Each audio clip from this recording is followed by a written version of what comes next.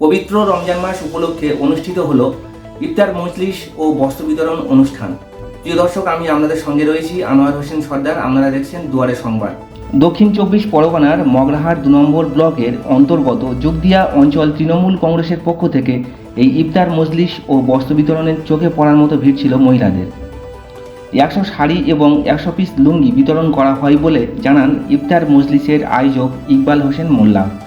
প্রায় 700 মানুষ এই ইফতার পার্টিতে অংশগ্রহণ করেন। তার মধ্যে ছিল অনেকেই হিন্দু ধর্মাবলম্বী মানুষ। হিন্দু ও মুসলিম একই সঙ্গে ইফতারের মাধ্যমে তারা সম্প্রীতির বার্তা দিতে চেয়েছে এই বাংলায়।